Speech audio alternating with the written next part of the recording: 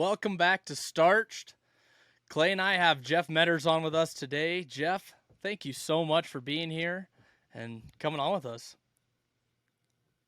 Absolutely, I'm excited to be here. I always enjoy talking to the movers and shakers in the industry, and there's so much going on right now, more than I can ever remember in my 30 plus years. So it's always great to see guys like yourselves interested, creating podcasts, creating content, and helping us grow the sport. Yes, sir. I want to talk about, you talked about the 30 years, and it's since 91, you have been the host of the Wrangler National Finals Rodeo. Talk to us about what you have seen kind of change. I mean, obviously the money and stuff like that, but I mean, just kind of give us a recap of what it was like first going there and then what it's like now. I mean, it's so much different, I'm sure. Oh, so much has changed. Vegas maybe is one of the biggest changes that I've seen. We came there in 1991. We were on ESPN. We only did the last three rounds for the first couple of years. We only did round 8, 9, and 10. Oh, wow. So Butch and I used to laugh. It was the best job we ever had. We sat in the PRCA suite for the first 6 rounds, drank beer for free, and we acted like we were doing research, but we really weren't. And then we would have to rehearse for round 7, and then we would do rounds 8, 9, and 10. But like in those days, man, we stayed at the Showboat, and it was terrible. It's not like it was even remotely glamorous for us at all. And they had I don't want to make fun of anybody, but they had a kind of they had a bowling alley at the Showboat. Thank goodness that all that's been torn down. But we stayed out there. It was forever away from Thomas and Mack. They had a big bowling tournament that was going on, mostly for senior citizens. And we used to joke that if you didn't have blue hair, you didn't have any reason to be at the Showboat for any, at all in Las Vegas. But those first few years, it was like, it was not glamorous in any way, shape, or form. It's so great to see that, now we go out there and we stay at MGM or Mirage or Resorts World or Virgin, and things down that line. And it's crazy how Vegas now has just like embraced the NFR. And it went from one of the deadest months of the year, the deadest month. They'll tell you they used to, recarpet, the casino and paint during December. To now, it's when you talk to the locals and the cabbies, it's their favorite time of year. They love the Western people, the rodeo fans that come in because they're so nice. They buy so much on the retail side. Sure. They're just so friendly to be around. So Vegas has been one of the biggest changes. And then, man, when you get into the rodeo, when I got there in 1991, Ty Murray was the man. We watched the Ty Murray dynasty, which was fun. And when Ty was hurt, he would be the commentator with me and Butch, and he'd sit in between us and just terrorize you. He'd flick your ear, he'd pinch you, he'd write a note to tell you how much you suck. He did all kinds of stuff. And then Ty kind of migrated out, and then the Trevor Brazil dynasty, Billy Etbauer was in there. Man, I've seen so many great rodeo cowboys come and go at the National Finals Rodeo, and trust me, I know it's not a right to be there. It's a privilege, and I'm honored every time I get a chance to go sit in that chair and just be a part of it. Yeah. How long do you usually stay there when you go? I'm there solid 2 weeks. I usually get in there the Sunday before it starts. And we do setup for the first. We park our TV trucks on Monday and set up the television compound, and full-on setup starts on Tuesday. And by Wednesday night, we're pretty close to being done and ready to go. And we do what we call a fax, where all the talent go to their locations and make sure the producer can talk to them in their ear, and their microphones are all good. And Wednesday night, Butch and I have what we call the Last Supper. We go to the Palm at the Forum at Caesars, and we sit there and we have drinks and a great steak, and we laugh and talk about some of our favorite memories from NFR. And then come Thursday, it's showtime. And leaving Las Vegas for me is always kind of different. One of my best friends is Rodney Carrington, and Rodney used to play MGM all 10 days, funny. and now he sucks because he's slowing down. So last year he did 2 weekends. He did the first weekend and the second weekend, and I think this year he's only doing the last weekend. But I love to fly Eric Carrington. A lot of times I just get done with the NFR and collect my stuff and clean up my area, and then just go over to the MGM and sit backstage and wait for him to get done, and then fly home with him on his jet, which was really good. So I'd be in my bed Sunday morning by about 4 a.m. and start trying to wash off Las Vegas in the NFR and come back to life. No kidding. Do you gamble at all? Not, I've done NFRs where I haven't gambled a bit, which is kind of weird. I'm a big poker player. I love to play poker, and I can play poker for 24 hours solid. But I look at it like every hour that I'm up past midnight is 1 hour I can't get back. Yeah. Because whether come hell or high water, my day starts at the same time every morning. So I'm kind of leery because I'll go sit down and play poker and go. I was there the other day, as a matter of fact, and I thought I was really kind of tired. And I was like, I don't want to play poker, but I don't want to go to bed. I'm on Oklahoma time. I feel like going to bed in Las Vegas at, 8 o'clock at night. So I made myself go over to Bellagio. And even when I got there, I was like, I'm not doing this. I'm just going to go back. And I put my name in the hat. And the next thing you know, I sat down and I was like, I'm going to play till 11. If I can stay up till 11, that'll be great. And then at 2 in the morning, I'm finally like, you have to go home. So I've done that before. I've gone and after a round at the NFR and gone to the poker room, and I wind up sitting there till 3 in the morning, and I'm always super tired the next day. I'll tell you my favorite story is I'm in the poker room, and the poker room has decorum, and you can't smoke in there and you can't cuss. And so I'm in there one night, NFR, it's just, it's going full bore. And there are 2 old Wyoming cowboys at my table. And you could tell, man, they haven't been out of the city 15 minutes their whole life. And they kept cussing.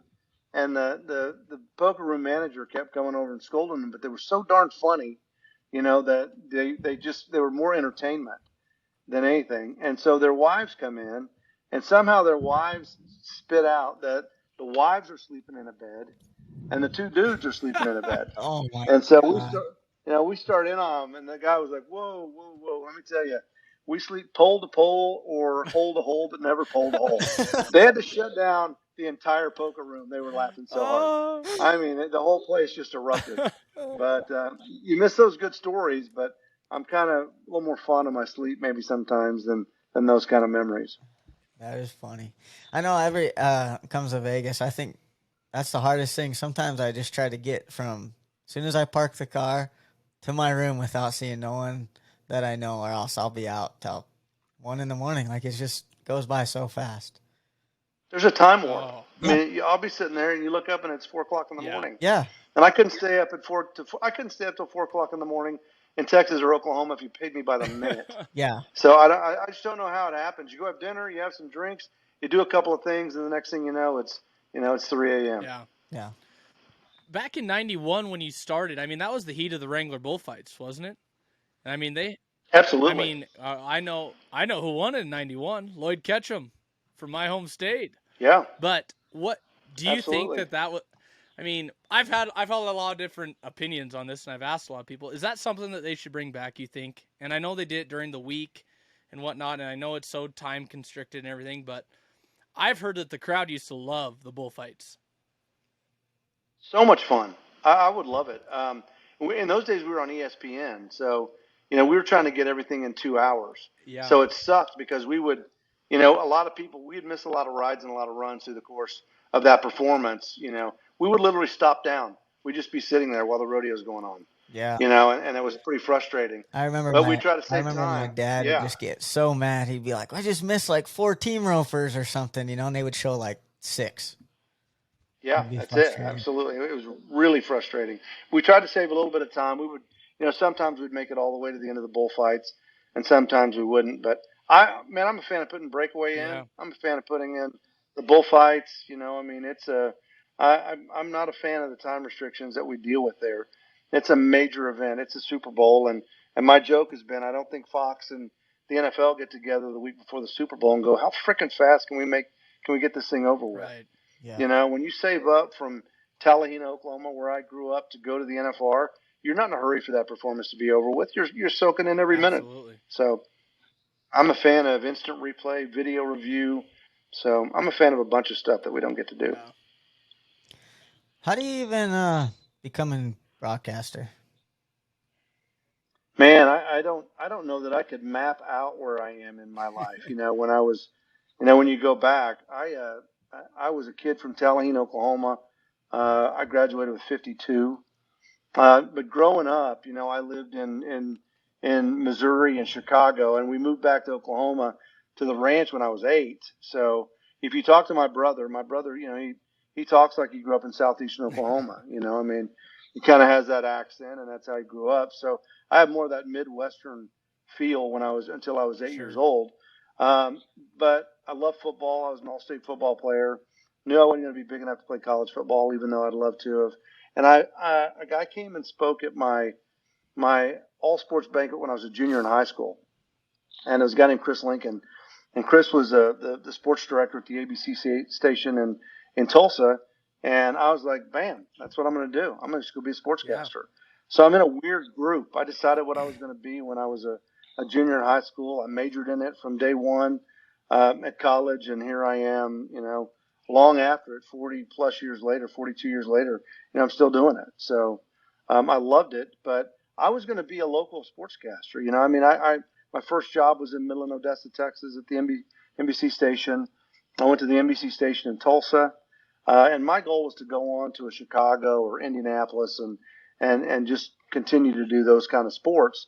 And there was a company called Wintercom, which, by the way, Chris Lincoln, the guy that inspired me, had left Channel 8 and had gone to work for them. And they were starting to do horse racing, and they were kind of getting a reputation for being a pretty good Western outlet for ESPN. And in those days, ESPN was nothing like it is now. It's Australian rules football. It was Right. just it was just a bunch of, yeah, it was, it didn't have Major League Baseball or NFL or anything. And so they had a show called America's Horse, which was a magazine show around the American quarter horse. And they started it in 1988, and they knew I was a cowboy, and so they called me and said, "Hey, can you come be involved with the show?" And I was like, "Oh, absolutely, that'd be fun." So for a couple of years there, I just did cutting and reining. Wow. And for me, I'm making about $35,000 a year, and these guys would pay me $500 a month to come in and do a segment, and that to me was like, thought I was rich, Yeah. So, um, and then in 1990, it was the Jim Sharp massacre. He is the NFR is on ESPN. He's taking his rap, trying to win another world championship. It reaches the top of the hour, and ESPN just goes to the next show, Oh, and nobody saw Jim Sharp. So they came to Wintercom and said, PRCA did, and said, "Hey, can you guys do rodeo?" And they go, "Absolutely." And so they picked up the PRCA contract. It was the Wrangler World of Rodeo and the NFR. And so, because I was doing America's Horse stuff with them, they said, "Hey, can you do rodeo?" And I was like, "Oh yeah, I'd love to do rodeo." And so originally, Butch Knowles and I didn't know Butch from anybody. Uh, they brought Butch in as the analyst, and we did 10 rodeos, throughout the country. It was, the Ram National Circuit Finals Rodeo. It was just 10 sure. rodeos they tried to get rodeos that had short goes, so you could actually crown a champion. And the plan was for Chris Lincoln, the guy that inspired me to get in the business, for him to be the main host with Butch Knowles at the NFR, and I was just going to do the sideline. But they felt like Butch and I clicked so much that they left us together, and the rest is history. Wow. Did I don't know how, like, when you first started out, was you a truly a fan, or was it more like I gotta know the sport a lot because this is work? Yeah, probably both. Yeah, I was talking recently. The first person I wanted to be growing up was Larry Mahan. We rode steers and stuff out on the ranch, and I wanted to be Larry Mahan. And I've been fortunate enough to be emceeing some Hall of Fames where he was being inducted. Damn. And I think people thought I was making a joke, but I wasn't. I said, the first person I wanted to be when I was growing up was Larry Mahan. And then I met Larry Mahan, and I realized there's no way that could happen because he's way too cool. I mean, he just has his own brand of cool. I could never be like him. But no, I grew up in Oklahoma. I went to the NFR every year. We went to Oklahoma City, went to NFR, loved it, and the first actual live broadcast that I did nationally was, round number 8 from the NFR in 1991. So it means a lot to me to be a part of it, and I did other things. I mean, I've done every sport imaginable. Not baseball. Baseball's a little too slow for Yeah. me, but there's something about the rodeo cowboys. Yeah. They're the real American gladiators. Money hasn't ruined the game. I guarantee you they're the toughest athletes in sports. I don't care what you pick. Yeah. And so I've always enjoyed it. I mean, they treat you like you're one of them. You pick, you call them and they answer, and they'll have a beer with you. They'll have dinner with you. I can't imagine, nor would I want to have dinner or a beer with LeBron freaking James. But Yeah. but LeBron does. I'm sure doesn't have that kind of, allow that kind of access to the media. Yeah. Where, I think the one mission statement I've always had is get up and grow pro rodeo and make the money and the life of rodeo cowboys better. Yeah. Well, and I think that translates into your other job that you've had is the president of the Cowboy Channel. I mean, that has grown it so much. And talk about how'd you get involved with the Cowboy Channel? Well, I produced all, like, production wise. My company Geronimo did all the PRCA rodeo production for about 6 or 7 Sure. years. And so when Patrick made the rights deal with the PRCA, that huge chunk of my business obviously went away. But I had other projects going, so I really had, when I left Las Vegas in 2019, I figured that was my last NFR. Sure. Patrick and I had done some things together, but I think he had other plans, and I'm not sure that I really fit in with those plans. So when I left Las Vegas in December of 19, I had a couple of storage units there where we kept some gear, sets, and things down that line. But I had my Sprinter. I rented a box truck and I packed my crap up and I left Las Vegas, not knowing if I was ever really going to come back. And Patrick called me to come down in January of 20 and said, "Hey, let's see where you fit in." And we had great conversations. And he said, "Hey, I think you need to come be the president of the Cowboy Channel." But I didn't really want to do that. I'd worked for myself for 20 years. I enjoyed being my own boss. But everything that I'd done in my career kind of lined up for that. From cutting, reining, rein cow horse, quarter horse racing, rodeo, Western lifestyle. That's pretty much my resume. So I admit I was slow seeing his vision, in terms of what he wanted to do.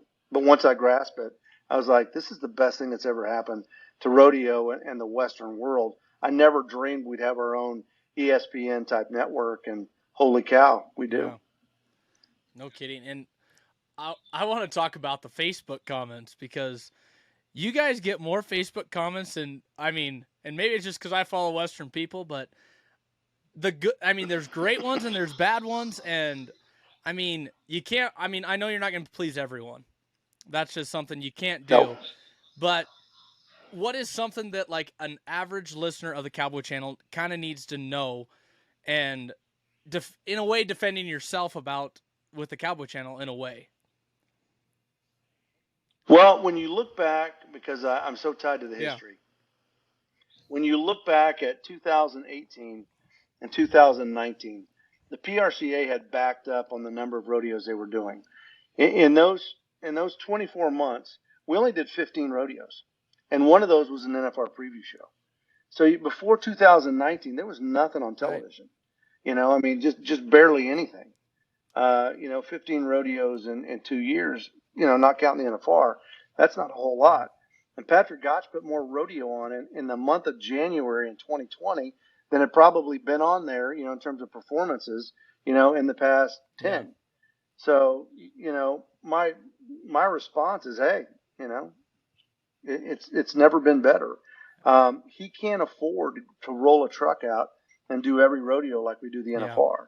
So he likes to create the experience that if you were sitting in the stands, and you can agree with that or disagree with it, Right.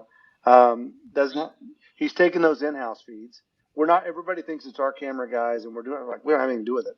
We're utilizing the resources that are on the ground and trying to bring rodeo to as many people as we can. And I'll give you a little perspective. Yeah. In 2018 and 2019, the total viewership of pro rodeo, not counting the National Finals Rodeo, was less than 2 million. In 2020, the total viewership for rodeo was almost 150 million. Wow. So that gives you an idea of what's changed. And no, you can't please anybody and everybody, but my attitude is it's way better than it's ever Yeah. been. So quit your bitching. Yeah. You know, No kidding. Yeah. quit your Is bitching. is there possibly any goals like you said, you can't have them like every rodeo like the NFR, but maybe 10 a year that the Cowboy Channel would go in and use their own video guys and make it a little bit more of a Closer to I the don't like NFR. a preview. Yeah, certain rodeos, Yeah, some bigger ones. look more like a TV show.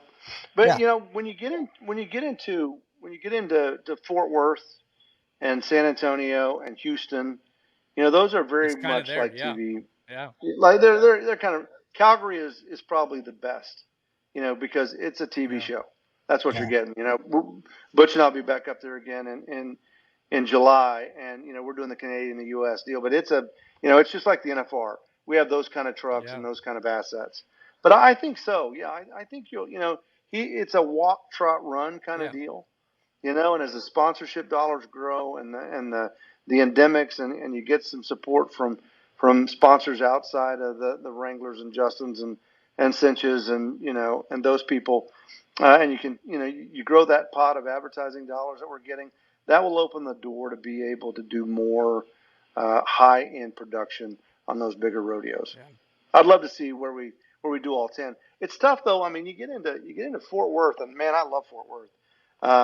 I think it's a great rodeo, but 26 days in a row. That's a lot A of TV. lot of TV. yeah, yeah, Yeah, and I don't think what people realize is, and I've talked with people about this. It's not just you guys. They don't understand that you guys have to pay someone to be there for all 26 days.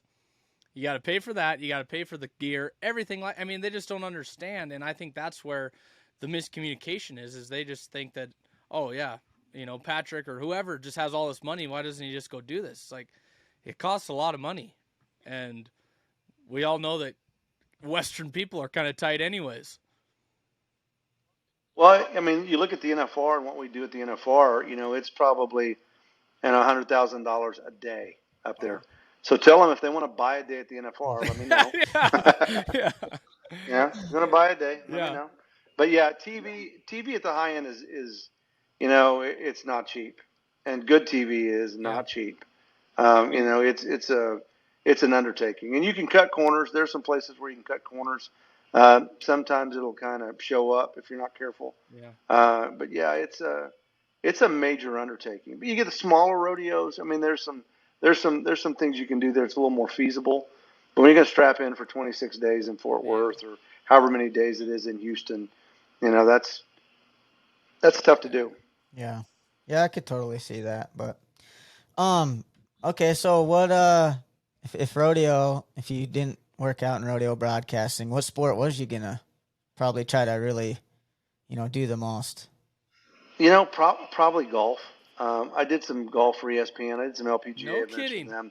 I would fill in for Roger Twibel when he was tied up. But I did a lot of different sports really for 15 years. I've done MotoGP, which is kind of the Formula One of motorcycle Wow. racing in Europe. I've done poker. I did poker. I did like a 7-show poker series on CBS. I've done a little bit of everything, but golf's pretty much my favorite. I really enjoy golf, and I mean, would I take a job just being the one of the top guys at Golf Channel or something down that line? I'd be tempted, probably. Yeah. Yeah, I thought you'd say football, being a football guy. I love football, and I love doing football too. Yeah, I don't. It's hard to play after after you quit. And I like basketball too. I mean, I like every sport. I don't have the skill set to do baseball. Baseball is really slow. You do a lot of talking, and so baseball doesn't fit me, at all. But I just golf. The weather's always great, or usually is, and you're usually in a great place. And I'm a golf addict. I have two daughters that are really good players. One played at the University of Tulsa, and Wow. it's one of those things where when all four of my kids were born, I put a dozen Titleists in each one of their crib. It stuck with two of them, So, Yeah. but I still very much enjoy golf. Yeah, What's your football we're team? big golfers. Football team. college is Oklahoma State because I'm a hardcore Oklahoma State Okay. guy. And then, unfortunately, I'm a Dallas Thank Cowboys fan. you. Good man. I, and I grew up not liking them. My dad liked them, and I didn't like them really. I liked the Minnesota Vikings and Fran Tarkington. They made 4 Super Bowls and never won. But when I was a sportscaster in Tulsa, the guy that was my boss, who was the weekday guy, he grew up in Long Island, and the Cowboys had traded Herschel Walker. They'd gotten Emmitt Smith and Aikman and those guys. And they'd had a pretty good year. That first time they put them all together, and the Giants had won the Super Bowl. And at that time, I'm a nobody fan at that point in time. And so we're sitting there in August. He goes, "Who do you like in the NFL this year?" And I go, "I hate to say it, but I kind of think it's the Dallas Cowboys." Ah, they suck. He went on and on. So we made a bet that season, $10 a weekend. If the Cowboys won, the Giants lost, he owed me $10. And by the end of that season, I was a rabid Dallas Cowboys fan, and I still am. I will start out watching the Dallas Cowboys game with my fam, and if they're not playing well, by the third quarter, everybody just slowly leaves, disappears because they don't want to be around me, and as nasty as I am when they lose. Well, Oklahoma State, Dallas. But I'm hardcore Oklahoma State. I love Oklahoma State. Yeah, all Cowboys, OSU Cowboys, the Dallas Cowboys, Rodeo Cowboys. It's kind of my whole life. You're describing Walt Garrison right now. I love Walt. Yeah, absolutely. Yeah. He's a bad man. Let me tell you. He is. That's as tough as you can get, Walt Garrison. Yeah, he was a great Oklahoma State player. He's a great Dallas Cowboy, and a great roper and a great Cowboy. That's where I got my name. Yeah. Really? My dad and him are really close, and I've known Walt since I was born, and he's a great man. Great man. I would not want to make him mad, especially in his prime. No chance. And there's some great NFL film stuff on him too. Just with features on him, and he'd light your candle, man. The one of him biting through his tongue because he got hit so hard he bit through his tongue and goes, "I think something's wrong," and sticks his tongue out like that, and it's just bit all the way through, and he just played the rest of the game. Boy. Oh yeah. Yeah. He's seriously tough. He used to do this. He used to do this hazing, and he would go to all the rookies. Sorry, I didn't quite catch that. Sorry, you're good. So he used to put lighter fluid in his mouth, and he'd go up to the rookies into their doors and knock on the doors, and then light his lighter, and then blow that lighter fluid out right in their face.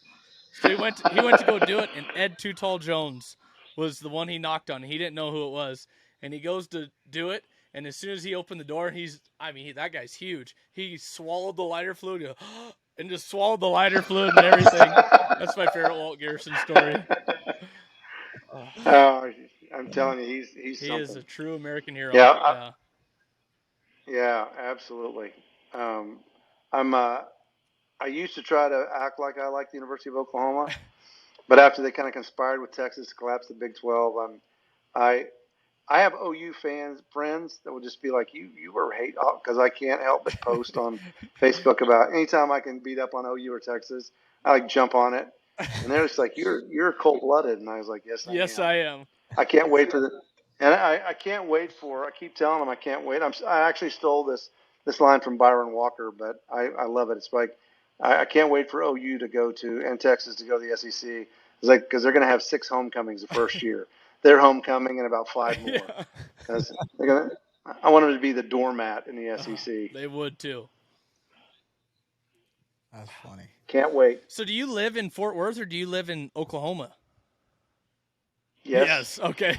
Yeah, I still have our main. I've been in Tulsa since 1986, and we still have the main house is right there. And I've got a little patio home in Fort Worth, and I'm down here most of the time. But I have 4 kids. They're all kind of anchored there in Tulsa, and so it's been kind of nice. My wife comes and goes when she wants to.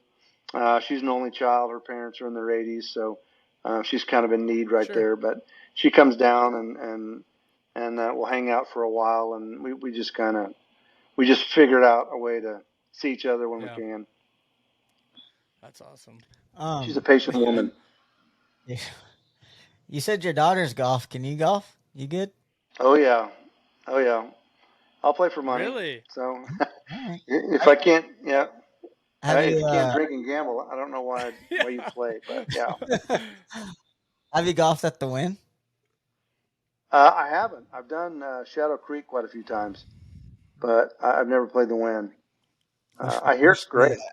I've never golfed there. Yeah, Me and I hear it's Garrison, great. me and Garrison was thinking about planning on something right before the NFR. Go a little couple days early. Yell at me. I'll sneak out and play Let's with do you it. guys if I can. Absolutely. So Well, Sounds before good. we play for money, what's your handicap? Because I'm not playing for money if you're scratch. Oh, you give us a couple strokes, and I might throw. I think my handicap's 11 right Okay. now, and I'm very happy about Okay. that. Yeah. So Can your daughters beat you? Oh, well, I beat up on my youngest daughter pretty good this past weekend, but I was playing really well. My daughter that played for TU, she shot 65 when she was 15. Ooh. So when she Jeez. plays for real, yeah, she beats me for fun, And she played last summer. She came out. She hadn't hit a golf ball since March. We're playing in August. She hadn't hit a golf ball since March. Hit no warm up balls, no mulligan. She was 1 under through 11, and it was like, I got other stuff I have to do, and she left. But I would have left too. I Yeah. I played, I've been here with Patrick since 20, and I played some bad golf for 2+ years.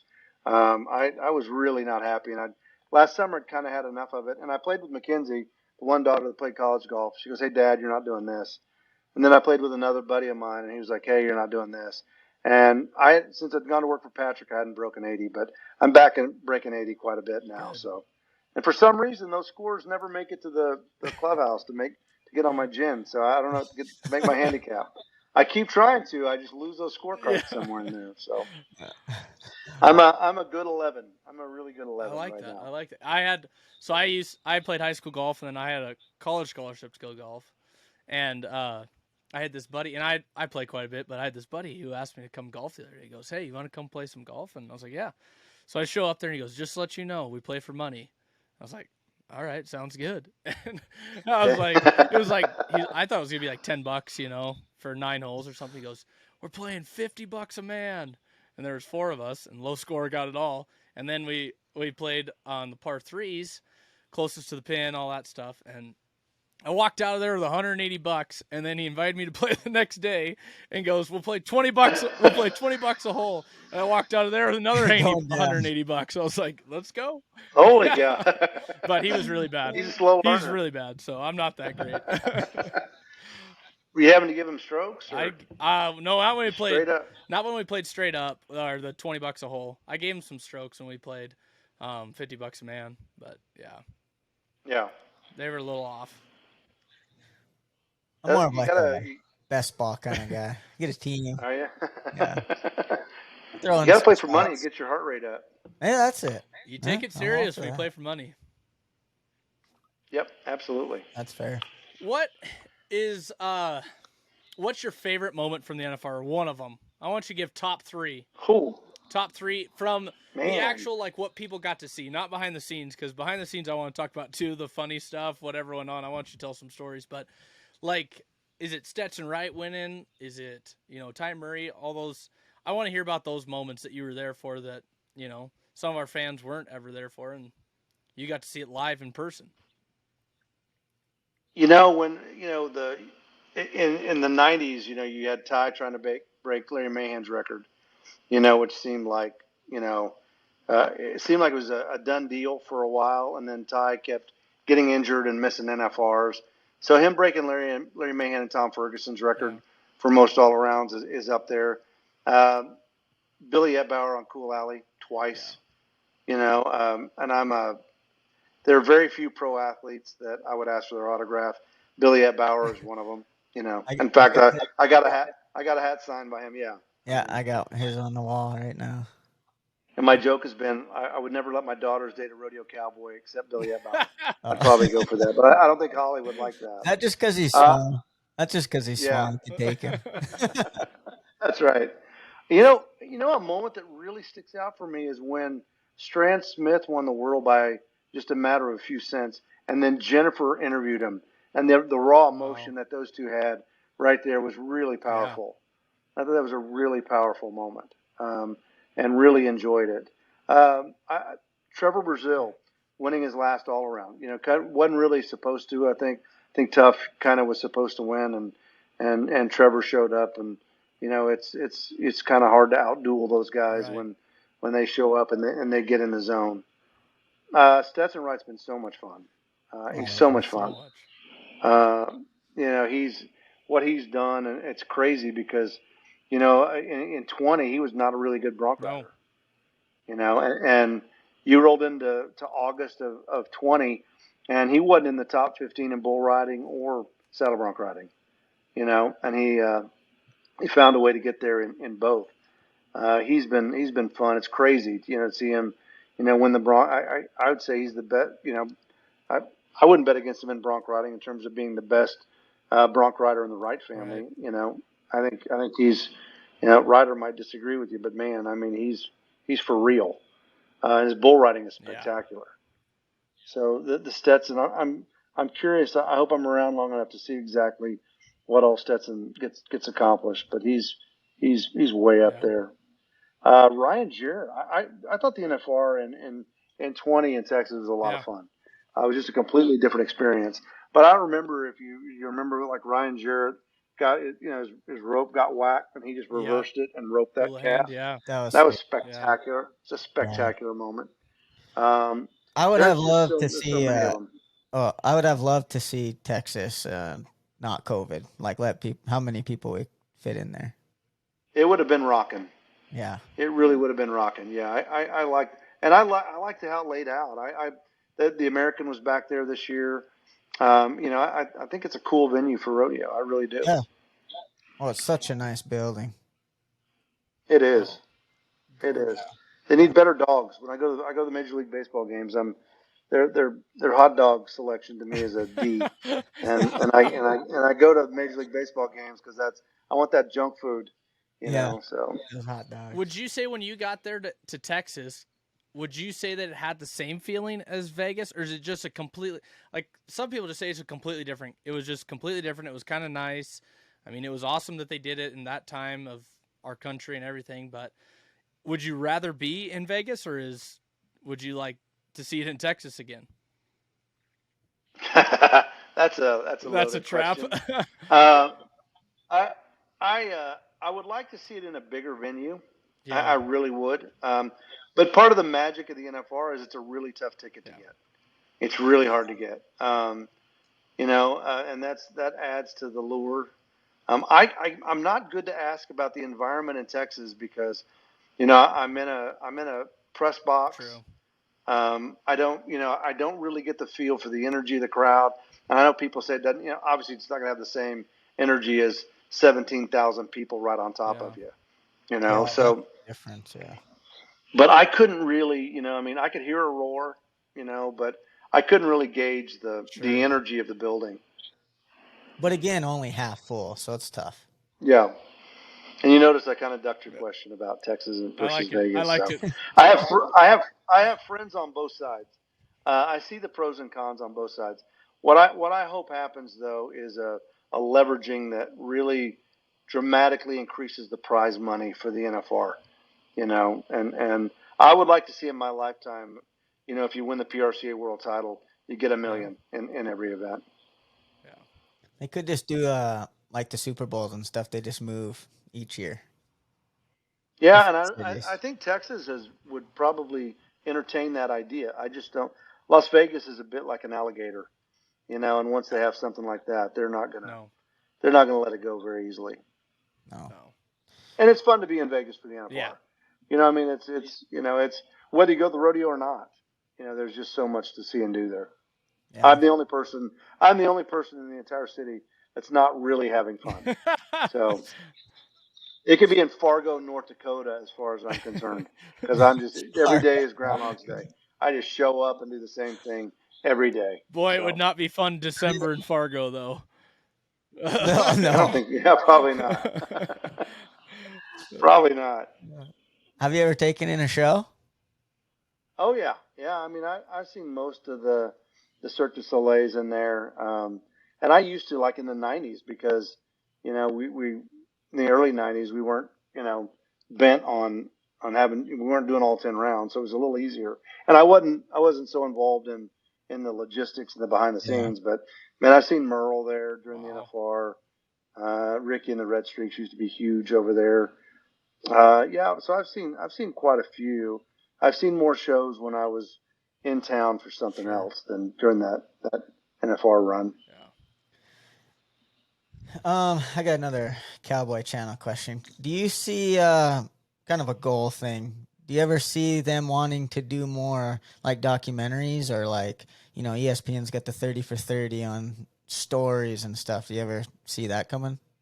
Oh, absolutely. Yeah, like already in the works. Yeah. That's cool. So, yeah, sooner, much I love sooner that rather than stuff. later. Yeah. Yeah. And there's so many great stories to tell. Oh my gosh. Oh You know, I yeah. mean, I have about 10 that I really want to do. And yeah, and it's unique stuff, I mean, it's so different than other sports. And yeah, there's some amazing stories out there. There's some stuff that really and truly need to be a movie. Yeah. Mary Walker needs to be a movie. She's a spectacular lady and a cowgirl, and what she did, and the courage, and she's amazing. There's a lot of those amazing stories out there. Charmaine needs to probably be a movie. Yeah. You got this girl that winds up with a horse off a feedlot, and Well, wins 10 straight world titles with it. those would make great, like the Jordan series. Yeah. They had like 10 different episodes and stuff. Like, that'd be awesome. Yeah, it's they got a little bit of an advantage on us in terms of how they, like the Last Dance with Michael Jordan. So the stories behind the Yeah. scenes there. Is it Adam Silver, who's the commissioner now? He wasn't the commissioner then, and from what I understand, he went to Michael Jordan because he knew it was going to be his last year, and just said, "Hey, just give us unfettered access to your entire year, and we don't have time to make a deal on it, but let's shake hands on the fact that it won't air or nothing will happen to it unless both parties agree to it." And they literally shot thousands and thousands of hours, during that season. They could probably make two more out of it. I've watched Yeah. it 3 times. It's so cool. It's good. It's good. Yeah, it's fantastic. I would But love. there's a few of those out there that are just that. What I could quit right now and just do nothing but that in the Yeah. rodeo world for the rest of my life. There's so many things that I would love to do down that line, and there's so many good ones. Hard Knocks, Yep. I think, is one of the best shows on, especially early on. I don't think it's been as good the last few seasons as it was earlier, but Sure.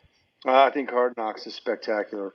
Bird versus Magic on HBO. Yep. Absolutely, you know, two thumbs Yeah. up. There's some great docs down that line. You think Yeah. that, and I don't know. Sometimes I feel like rodeo isn't the same in this aspect of a sport because like a lot of sports you get the negative side, and obviously they have a lot more publicity and stuff. But like I would love to see even, and it might be PBR, PRCA, but even like the golf, the one that just came out Full Swing, how it's the live golf versus the PGA. I mean, that was kind of it. I mean, in a way, how these guys are making these choices to do this stuff. You ever think that rodeo will get to a point where they kind of do a little more controversial stuff? Or is it more so? I don't know. Sometimes it's like we don't want to talk about it because it is the one nice thing about rodeo is like it's pretty much all positive for the most part, unless you look at the Facebook comments on the Cowboy Channel. Yeah, there's always that undertow. There's always that undertow between Yeah. rivals. You look at Cody and Fred, Yep. and I don't think either one of them would have reached the height that they reached if they didn't have the other Sure. one. Down that line. But it's one of those things where it's kind of in rodeo, it's kind of off the record, behind the scenes. A lot is said. Yeah. But to go on the record and go public with it, that's kind of they're all pretty guarded. It's a small pond. Yeah. I say all the time, it's not a big swimming pool, and nobody wants to pee in it. Yeah.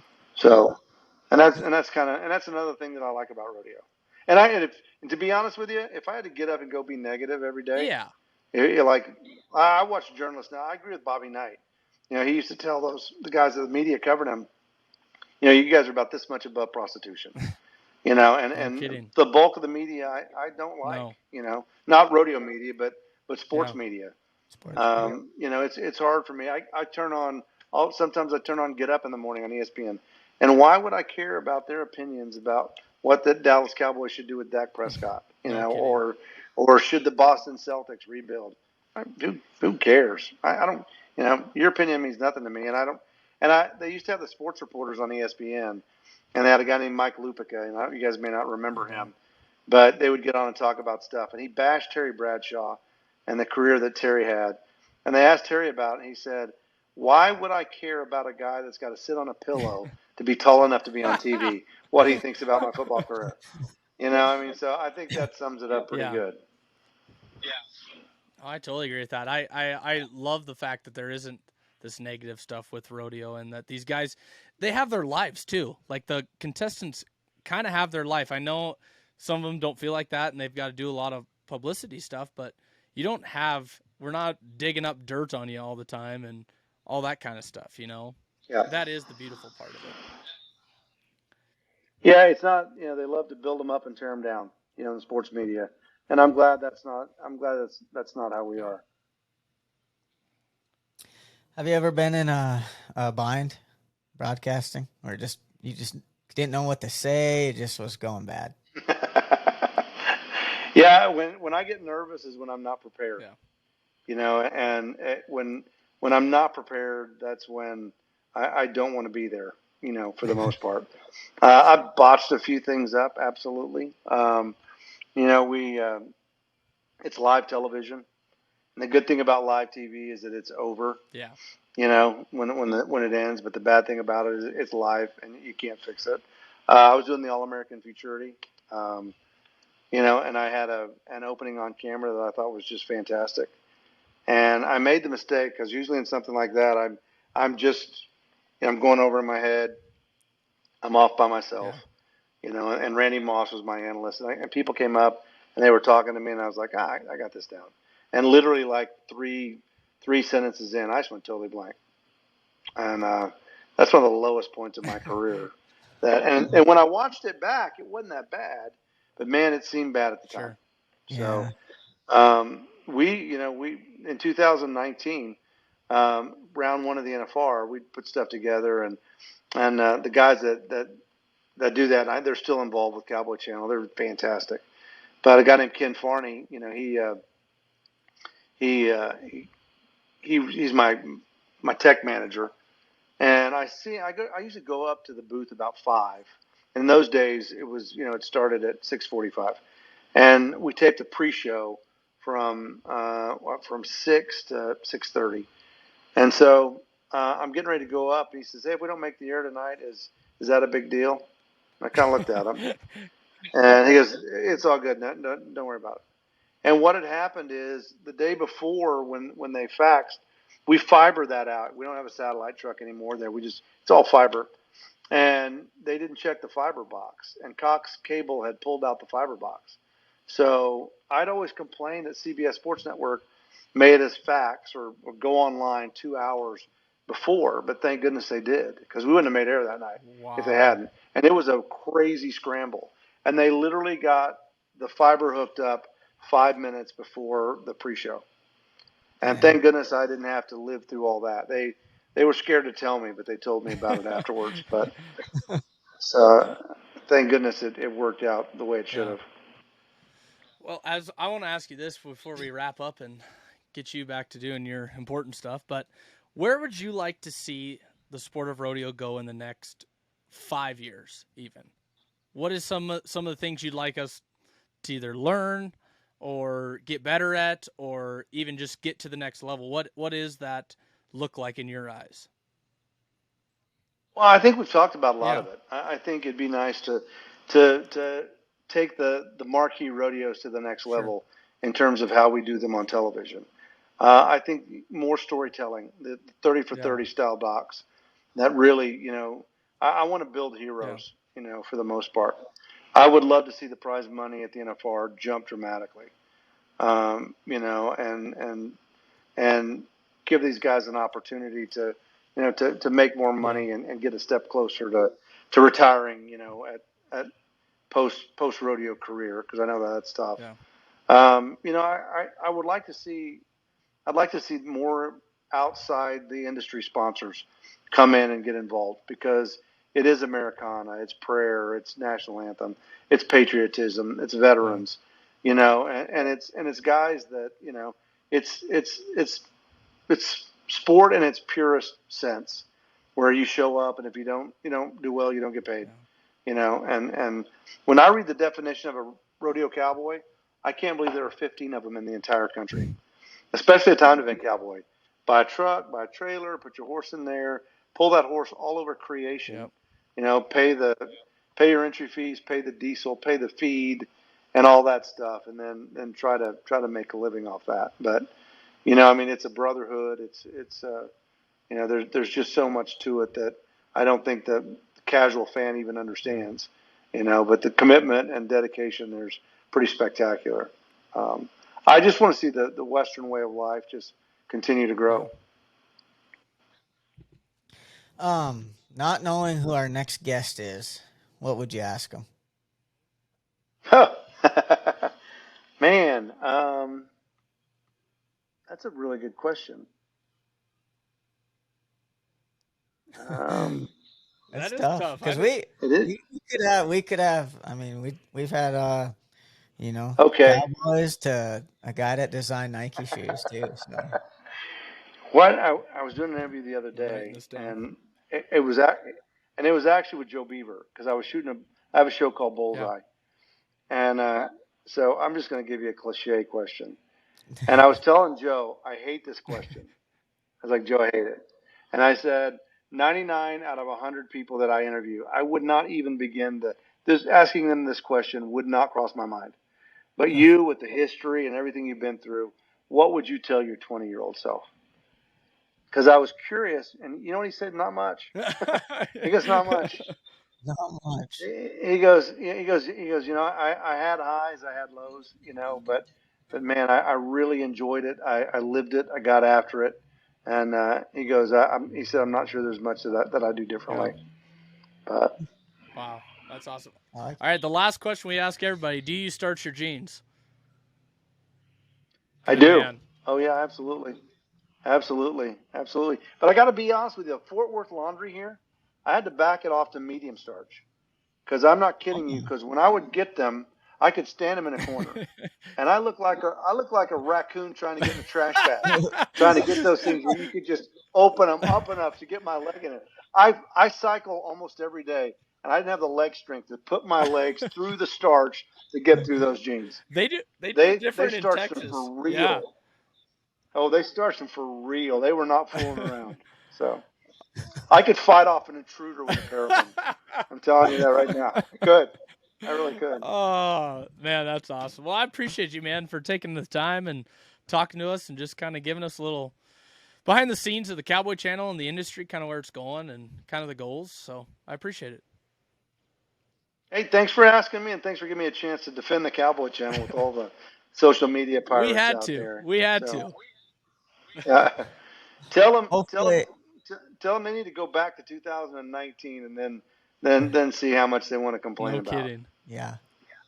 Hopefully, next time we're talking, we'll be out at the golf course. I would $20 love it. a hole. I would love it. So, at least come hang out with me. If the strokes are right, I'm in. But yeah, at least come hang out with me sometime during the NFR. Yes, sir. So come up. Yeah. You can go through the TV compound, take you through the compound. We'd love to. Come up the broadcast booth. You guys are welcome. Get the VIP Yes, tour. sir.